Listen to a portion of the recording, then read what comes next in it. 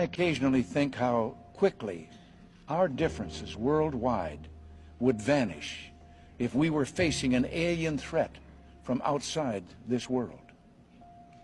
And yet, I ask you, is not an alien force already among us?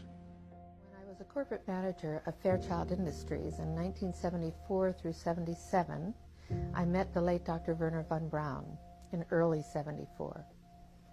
At that time, von Braun was dying of cancer, but he assured me that he would live a few more years in order to tell me about the game that was being played, that game being the effort to weaponize space, to control the Earth from space and space itself. The strategy that Wernher von Braun taught me was that first the Russians are going to be considered to be the enemy. In fact, when I met him in 74, they were the enemy, the identified enemy. We were told that they had killer satellites.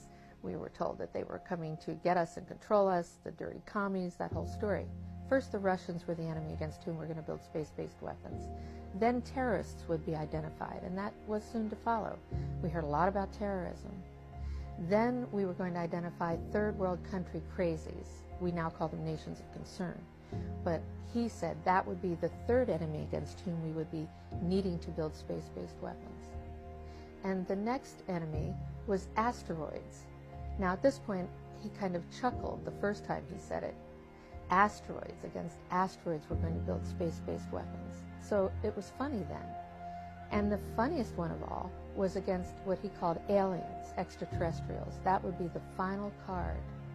And over and over and over during the 4 years that I knew him and was giving his speeches for him, he would bring up that last card. And remember, Carol, the last card is the alien card. We're going to have to build space-based weapons against aliens. And all of it, he said, is a lie. He didn't mention a timeline, but he said that it was going to be speeding up faster than anybody could possibly imagine. He was an eyewitness to Wernher von Braun's first rocket launch in Florida. This was July 24th of 1950, and it was the very first V-2 rocket to be launched here, a very significant event, and in my opinion, was the first step toward the moon.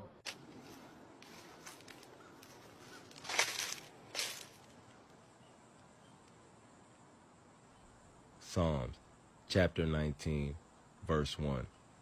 The heavens declare the glory of God, and the firmament showeth his handiwork.